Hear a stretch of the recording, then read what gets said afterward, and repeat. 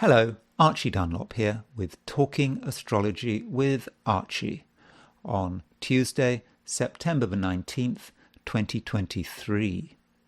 A couple of days ago, I put out a video on Russell Brand in relation to the very serious accusations that had been made against him. And it was suggested to me by one of the commenters on this channel that the arguments against him were very convincing on the basis of this documentary that has just been put out. Now, I haven't seen the documentary, but I would like to point out that it's not necessarily an either-or matter. Either the allegations are true, or he's been set up by people, organizations, etc., who don't like his political views. For all I know, it could be both. Both could be correct. It may be that he's being particularly targeted because someone wants to bring him down. They don't like what he's saying, and perhaps if he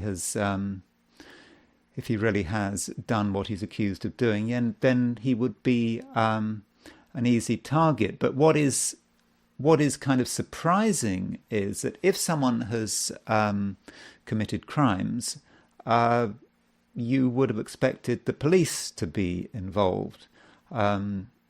Just television and media organizations doing the investigation.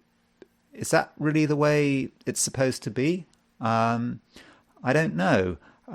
Also, if you're a well-funded newspaper or television channel, there's only so much you can do in terms of investigative reporting.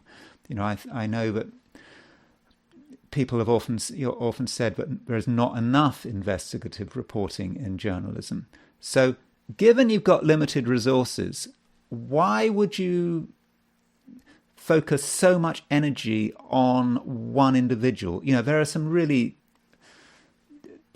terrible things going on in the world, involving hundreds, thousands of people. And it kind of reminds me of, isn't it that Stalin's quotation? Something like one death is a tragedy, a million deaths is a statistic, or whatever. It's kind of easier to focus on the individual. You focus on one person, Russell Brand in this case, because it's easier than focusing on systematic crimes being committed by the state, large companies, whatever. It's just easier to focus on an individual, and if you've got a bit of information on that individual, yeah, that's really easy. And in this light, I want to talk not just about Russell Brand again, but I want to talk about someone else. I want to talk about Scott Ritter. Now, Scott Ritter was a United Nations weapons inspector, and in the run-up to the Second Gulf War, he suggested that Iraq did not have weapons of mass destruction, and I think he also raised questions about whether the United States would be able to win a war in Iraq. Short term, he was possibly being pessimistic. Longer term, when we look at what actually happened in Iraq, he was probably correct. So he was a bit of a thorn in the side of the Bush regime at the beginning of 2003.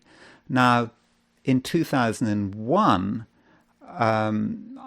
I believe he'd been charged with some sexual misdemeanor. I'm not going to go into the details. And I think it was sealed. And then suddenly, January 2003, it all came out, just in a run-up to the Second Gulf War.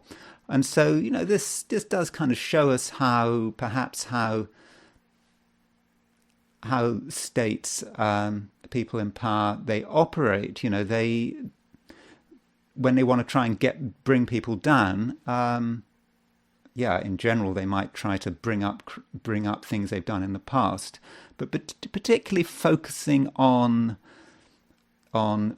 sex seems to be a particular way to try to destroy people.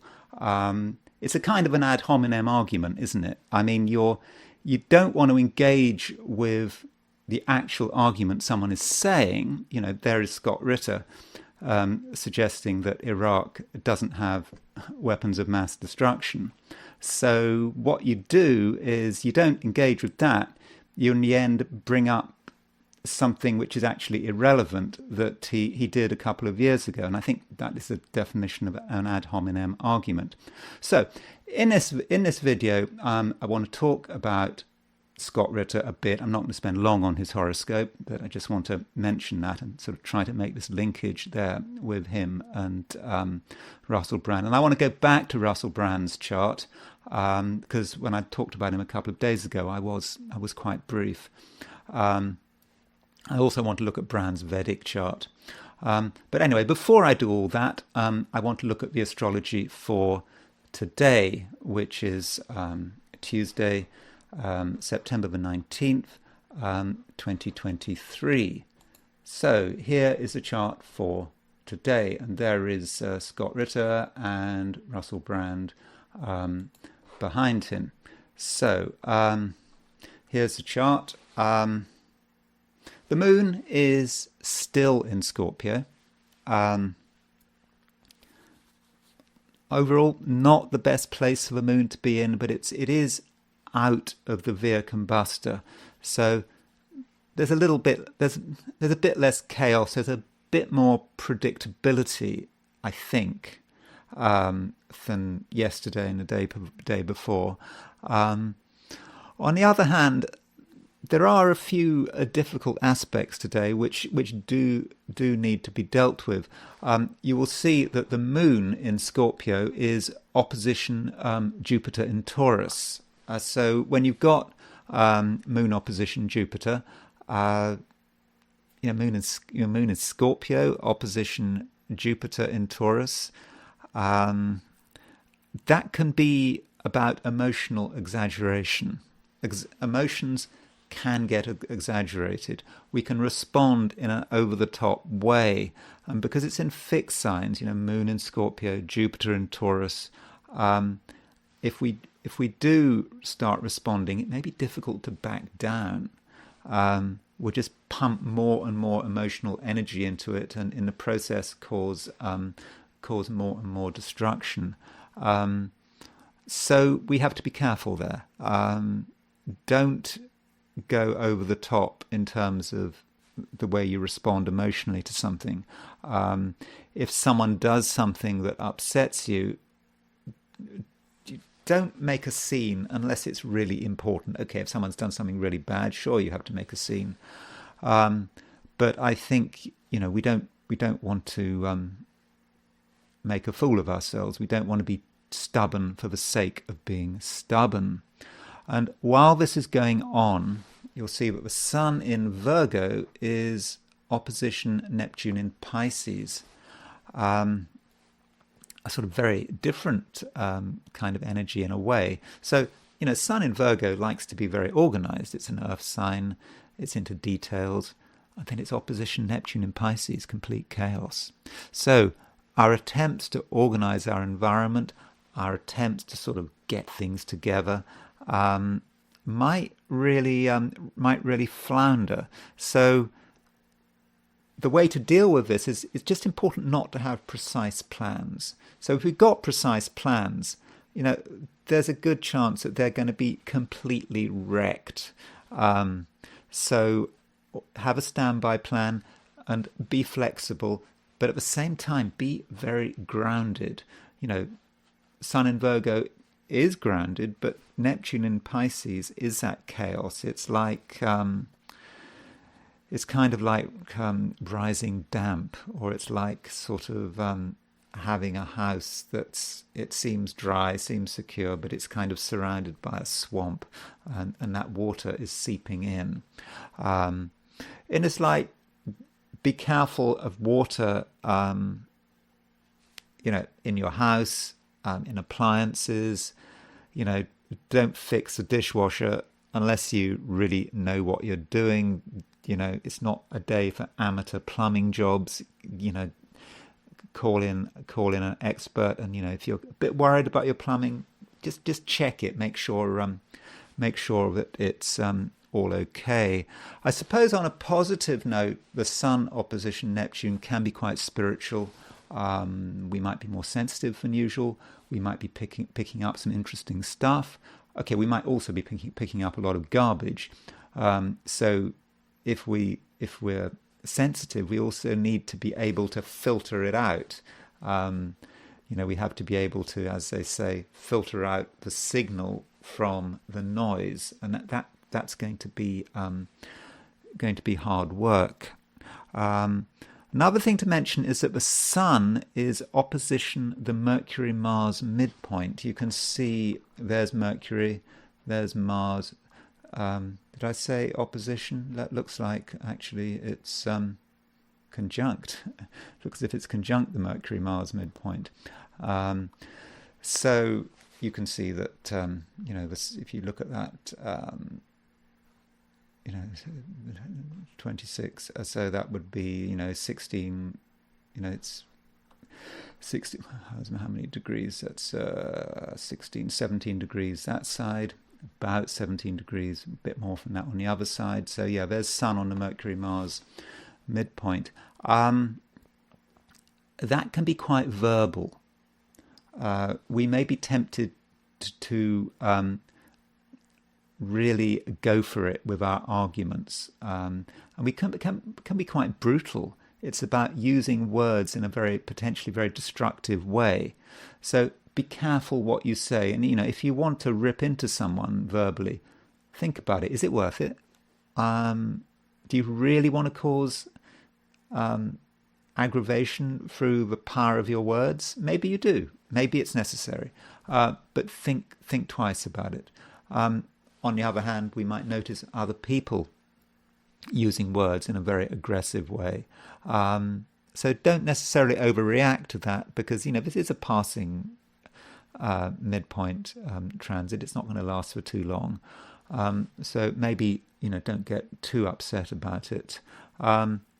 Also, like yesterday, Jupiter is on the Saturn-Pluto midpoint. It's aspecting the Saturn-Pluto midpoint. Some of us are going to really want results. We're not going to care about the difficulty of getting results. We're just going to want to go for it. Can we be successful? It's going to be tough, but I suppose if we really go for it, if we really push it, maybe we can get what we want. But we just have to ask, what about the cost? The cost might be considerable. And also, in fact, Jupiter is actually 45 degrees away from the Aries point and on the Saturn-Pluto midpoint. So as it's the Aries point, and that represents the world at large, we're going to be seeing people, governments, society around us over the next day or two really, really pushing it. We want this result. We don't care how difficult it is. We're going to create that transformation, and we don't care too much who gets hurt. So look out for that. Okay, so what I want to do now is do my forecasts for the 12 signs. So here we go. These are my forecasts for today, which is Tuesday, September the 19th, 2023. Aries. Things could get exaggerated, especially on an emotional level. A small fragment of no real consequence could get blown out of proportion. And don't let financial issues take on more importance than they deserve. And they certainly shouldn't be the cause of arguments and bust-ups. Taurus. Jupiter has been moving through your star sign for some time. It has been a time when you want to go beyond the limits of your everyday life, especially in terms of material things. But today you might find that certain people are blocking your progress. No one wants to budge, and what you have to do is think outside the box. Gemini. Hey Gemini, what's going through your head? You have ideas about the future which are very interesting, but are they realistic? Because with the Sun making an opposition aspect to Neptune, you could get very confused and you could lose touch with your foundations. Don't make commitments, and if in doubt, don't. Cancer. The Moon, your ruler, is making an opposition aspect to Jupiter, which means that there's plenty of scope for making mistakes. You could completely misunderstand things, especially when money is involved. Yet your psychic scanners are going to be finely tuned and you can pick up some important information. Virgo. If you were the only person on the planet, things would be fine. You'd make the right decisions and you'd have a good understanding of right and wrong. However, you're not alone, and other people could knock you off balance. And the closer the relationship, the more damage can be done. Therefore, distance is going to be important. Libra. It's another day when you need to keep an eye on money. Things could easily get out of control and budgets could be blown in the blink of an eye. Also, there's a certain inflexibility, and finding agreement about financial matters could be hard work. And maybe it will end in a deadlock, which will have to be resolved at a later date. Scorpio. Don't be too sure of yourself. You haven't got all the answers, and nothing is certain. This becomes particularly clear when you start interacting with other people. They have other ideas which may not be to your taste, and you should consider the possibility that your own views are just too narrow. Sagittarius. You might want to scale back on some of your activities, at least for today. It might be difficult to get things done, and your attempts to forge forward may be frustrated by circumstances beyond your control. Or maybe you want to force the situation with massive energy. It might be the right approach, but no guarantees. Capricorn. You're trying to be yourself, but it's not easy. You're being pushed this way and that, and your own needs are often ignored. And if you try to be genuinely creative, it might feel that you're being antisocial. But maybe you have to make a clear distinction between your world and other people's world. Aquarius. Don't take people at face value. The things they say may not be entirely true, and you should expect plenty of smoke and mirrors. For yourself, you need to decide what's important and hold on to it. And don't be fooled by clever arguments. The facts are not what they seem, and evidence can so easily be manipulated. Pisces. You need to sort out the facts and not get distracted by big ideas. Make sure that you understand the details and try not to make too many connections between different facts.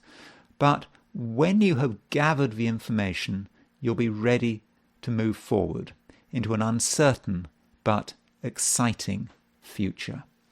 So what I want to do now is transition to the I Ching. So as always, I threw 3 coins in the air and I asked the question, what is Tuesday going to be like for visitors to my YouTube channel? So, the first hexagram I got was hexagram 42, which is increase.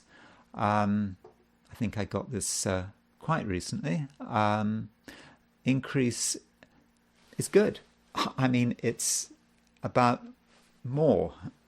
Whatever you've got, you're going to get more of it. Could be money. It could be talent. Could be friends. What do you actually want more of right now? Think about it. Don't just say, "Oh yeah, I just want loads of money." Well, in terms of today and maybe tomorrow a bit, what do you want more of? In a realistic sense, because I think you can get more of whatever that thing you want more of is. As I said, provided it is realistic. So you've got to be optimistic as well. You've got to put yourself in a position where that increase can actually happen. So don't doubt yourself.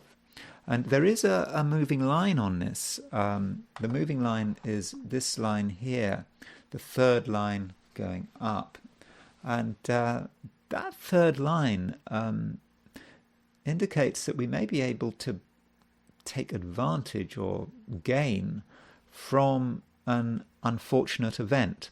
It's not an unfortunate event that we have caused. It just may be that something goes wrong, maybe not for us, but in a more general sense.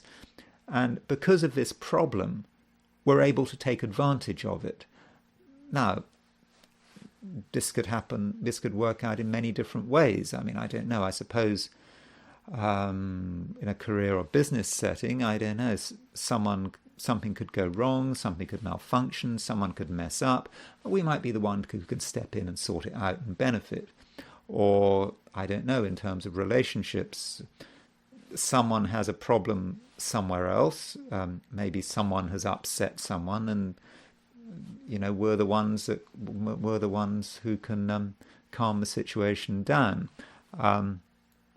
So, whatever it is, we can benefit from an unfortunate situation, and we shouldn't feel guilty about it. It's just the way it is. I mean, we live in a society that has its ebb and flow, and whatever that ebb and flow is, we can use that ebb and flow to our advantage, and we should not feel guilty about it.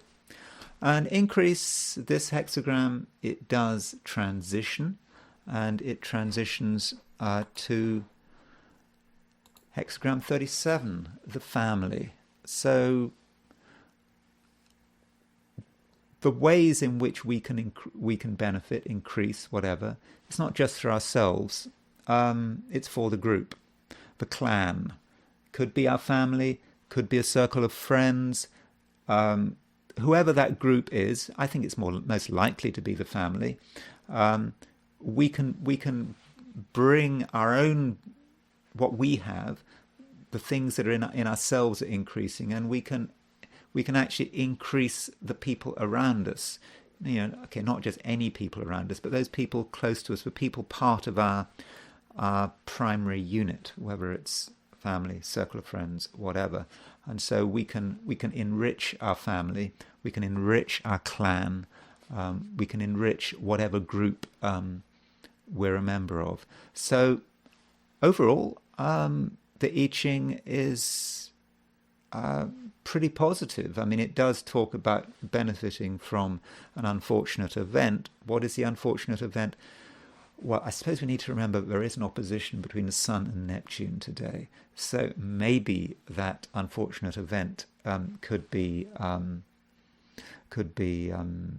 just confusion, people's confusion, and we can provide some solace. Now, if you happen to be a professional plumber, then it's clearer what's going on, because if you're a plumber, the unfortunate event is someone having a major water problem, perhaps if the house being flooded or whatever.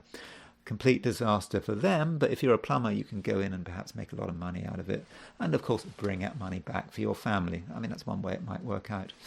Anyway, that's the I Ching, and so I want to go back to the astrology, and I want to look at the horoscope of Scott Ritter. Now, Scott Ritter has actually been Scott Ritter has been on the news or on YouTube a lot over the last couple of years. You know, he's kind of become famous or infamous, depending on your perspective, for his views on Ukraine, and specifically saying that Ukraine hasn't got a chance. I'm not going to engage with that argument here. I'm just telling you what his basic approach has been. So let's look at Scott Ritter's chart. I don't have a time of birth for Scott Ritter. He was born on July the 15th, 1961, and I've taken it for noon, Gainesville.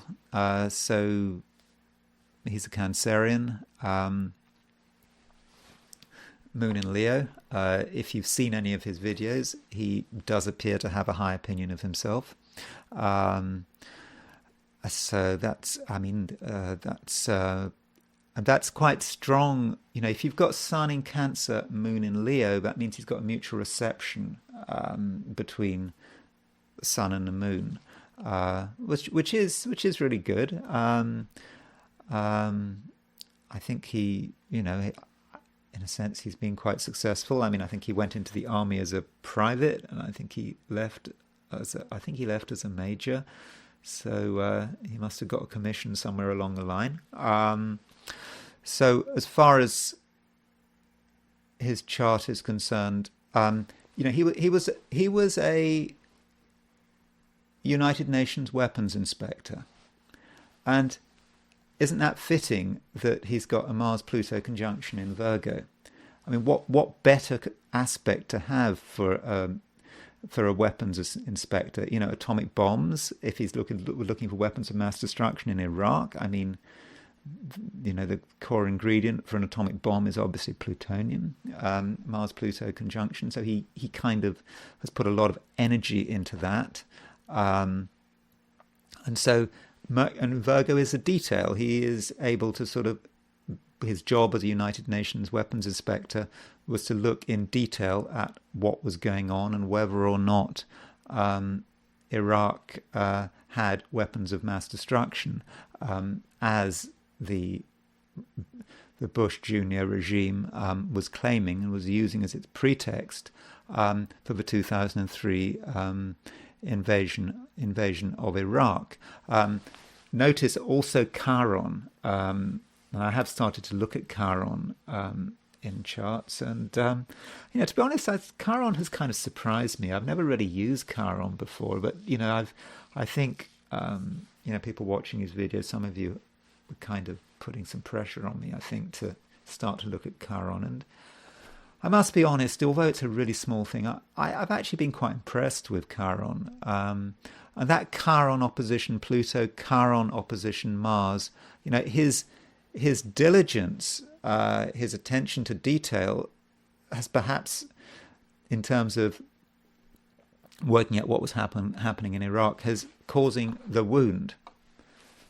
Maybe just someone doesn't like it. But as far as him being charged with, I believe, a sexual misdemeanor is concerned, you know, I said I don't want to go into details. You can look it up if you want. But you know, he does have Venus square Mars, and you know, when you see Venus square Mars, you know, one is always thinking, you know, that it's a very close aspect. You know, Venus is connected with female sexuality, Mars connected with male sexuality. It does need an expression. You know, how is that square going to manifest? So if you were doing any chart and you see Venus, a close Venus square Mars sextile, you do have to square. you do need to work out how it's manifesting, and maybe it has undermined him, because it wasn't. I don't know. Maybe it just wasn't. The Venus Mars wasn't perhaps. I don't know, being expressed in the most constructive way. And in fact, if you look at Chiron, it's a sort of a T-square, isn't it? So he's got Chiron opposition the Mars Pluto conjunction with Venus on the T, and it's certainly to seem that the fact that it got out that he'd had this sealed. I'm not quite sure on the legal jargon, but what he'd done in 2001, this being charged with this misdemeanor, it got out in 2003, January 2003, just before the America's invasion of Iraq. So that does seem to be a kind of ad hominem approach. You don't want to address the issues, so you attack the man, ad hominem. So that's interesting. I wanted to look at this was what was going on. This was his solar arc direction for, I found a CNN article saying that he had admitted to what he'd done in 2001, and so I did the solar arc directions for when this got out. It's interesting, but Saturn, solar arc directed Saturn, is exactly pretty close to his Chiron, and almost exactly opposition his Pluto. Normally you wouldn't think that Pluto-Chiron opposition was particularly personal. It's more these outer planets, but in this case, it did seem to have an impact.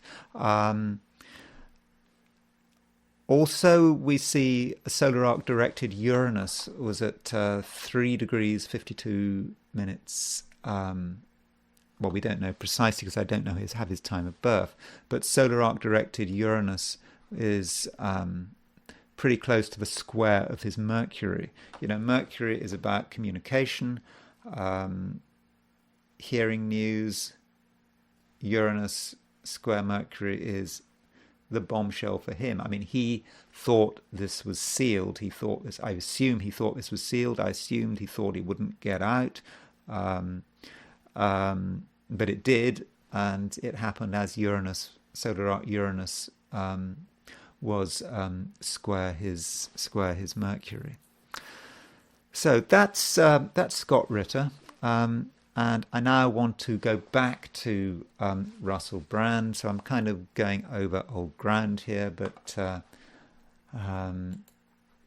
here's his chart. Just remember, we're not 100% sure that this is the right chart, because there is some chance it's actually 24 hours later, because there's this question about what does midnight mean, because he said he was born on midnight, June the 4th, 1975, and that seems to be the most likely chart, but of course that could mean midnight 24 hours later. So there's a bit of confusion there. So what I wanted to say about that chart, I perhaps want to talk a little more about that Venus-Uranus square. So the issues he's having seem to be very Venus-Uranus. Venus is the planet of love. It's square Uranus. It's quite erratic. That may suggest something about his behavior. We already know that he'd written this in his autobiography, admitting to being very promiscuous in the past. So that would fit Venus square Uranus very closely. And Chiron is the wound. You can see he's got Chiron opposition Uranus, Chiron square Venus. So this Venus square Uranus creates a wound. It damages him. It's it's not easy. And okay, you're saying, some people might be saying, well, hold on, I should be thinking about the supposed victims. I mean, I don't know. I have no idea. I'm not saying anything, because I don't know. So I'm just saying, well, this. I'm looking at Russell Brand's chart. I'm looking at it from his point of view. And yes, you could look at it from other people's point of view, but I'm just looking at it from his point of view.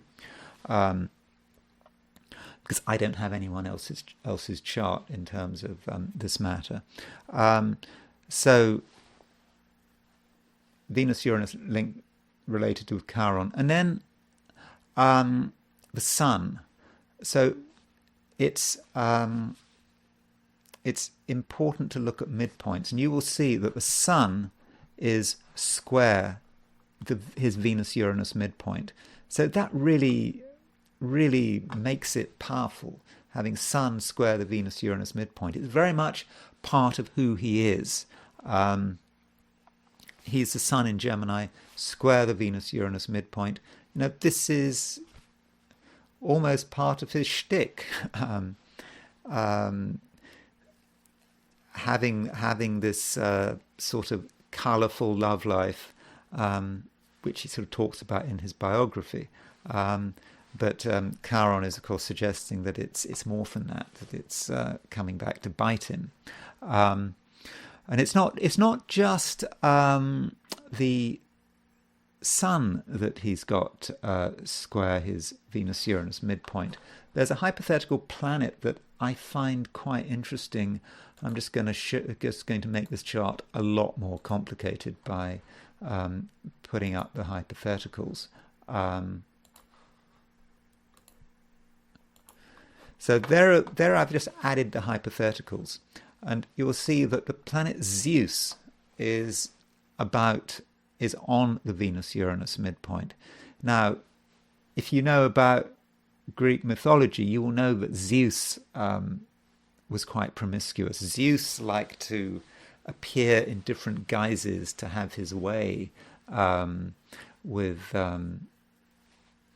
particular sort of young women and so forth. And so that's a Zeus archetype, and Zeus is on his Venus-Uranus midpoint, and he's got Zeus square the Sun. Zeus is it's also connected with weapons and violence, but I think it's also connected with it is connected with sex, but in that Zeus kind of way, in that sort of it is actually quite promiscuous, Zeus, because when you link it with the archetype. So there is that. Another hypothetical planet I do want to look at is Kronos. Kronos is a sort of higher. I don't know whether it's a higher, but it's a higher sort of vibration of Saturn. At least I think that's how the advocates of these hypothetical planets describe it, or something like that. And so, but really, I don't know if it's higher, because it actually represents the government. It represents the state.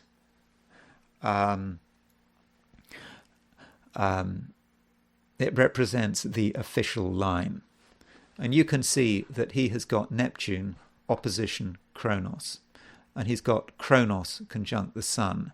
Now, clearly, Russell Brand is not a politician. He's not an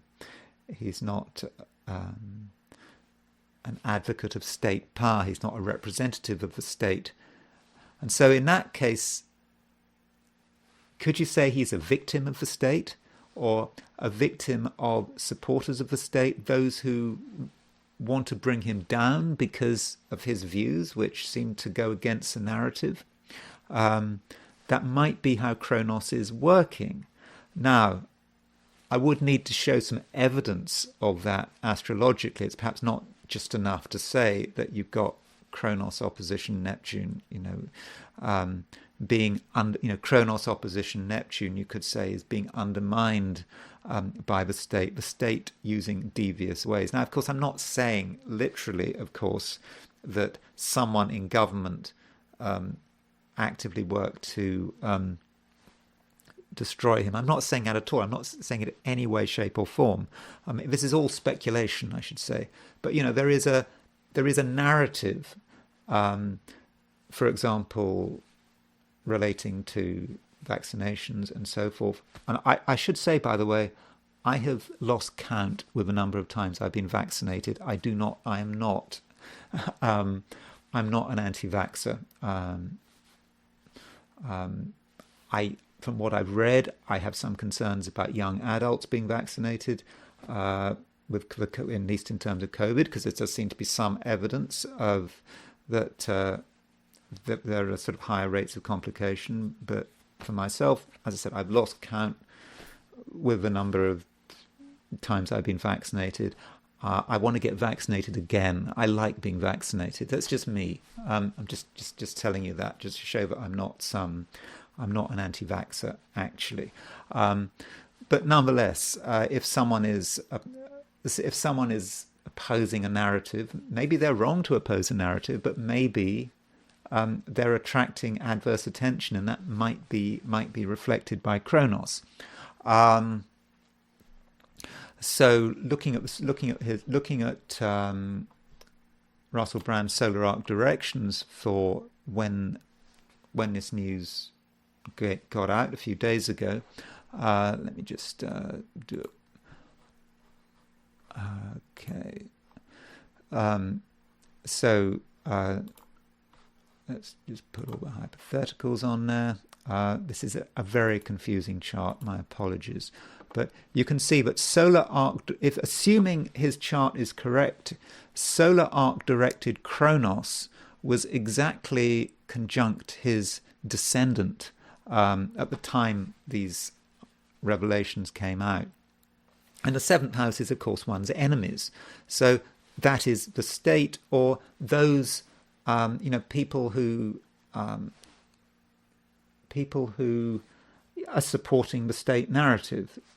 That could be mainstream media, whatever, and that might be represented by Kronos on the seventh house cusp, and opposition Neptune. You see, he's got Neptune. That Neptune Kronos opposition is right on his ascendant descendant, and that may tell us something about the trouble he's potentially getting himself in. And of course, this Neptune Kronos opposition is also very close to his Venus, and of course his problems are very much connected with Venus.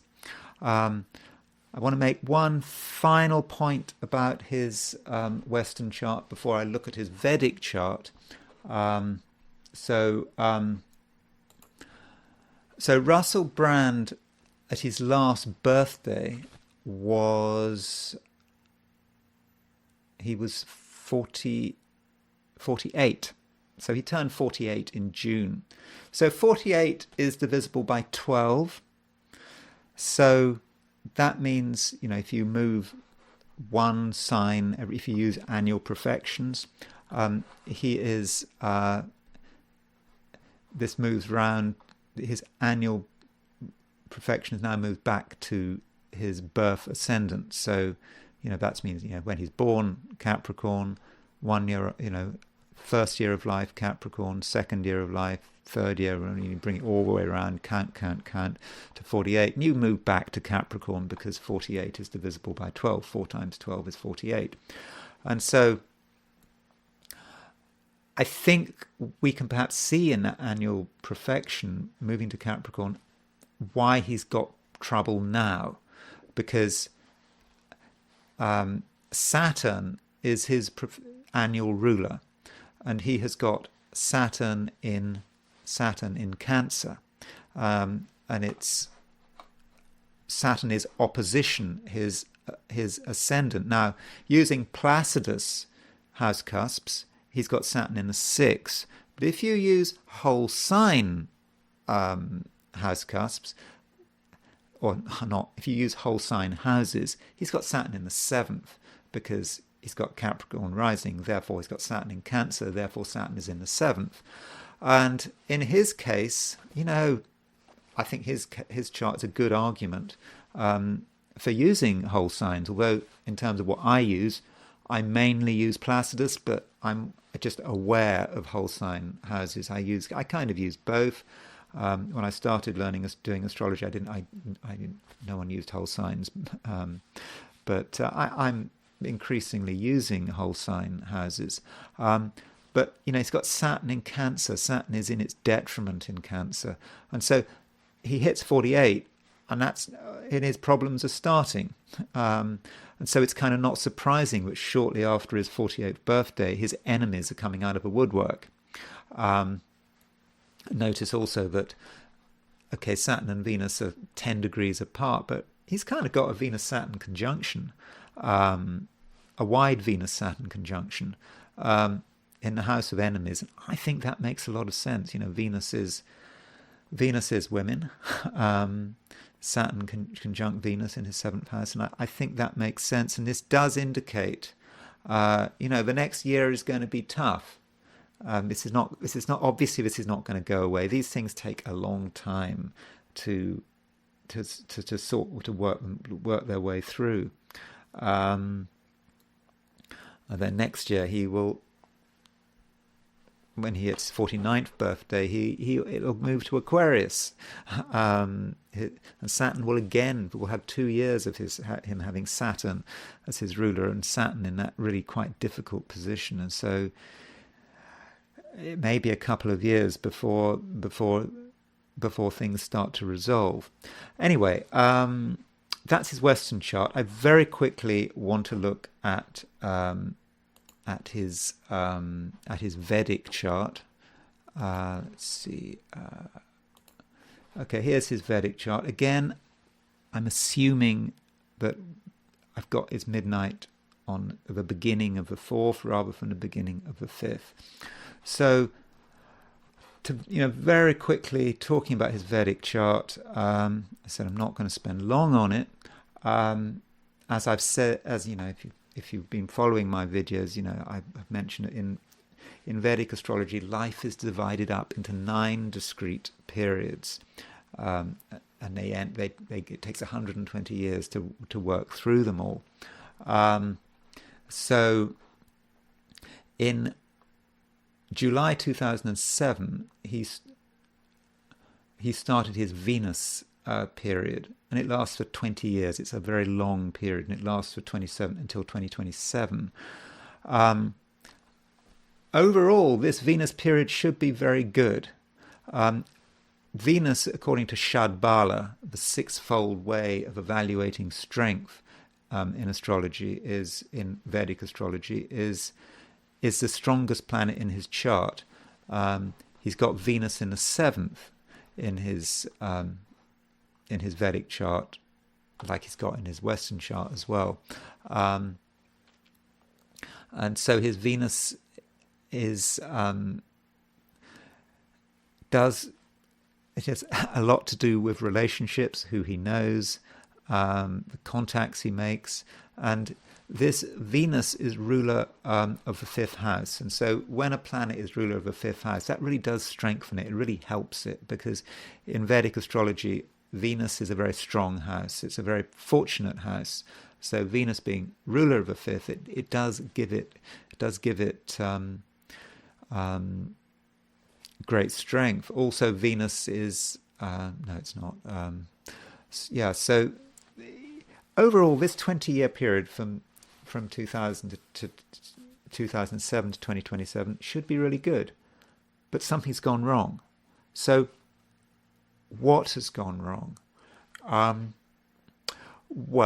At the beginning of the year, Saturn, remember, went into Aquarius. Now that might sound strange, but I'm using the Vedic signs because Vedic signs are about 24 degrees earlier,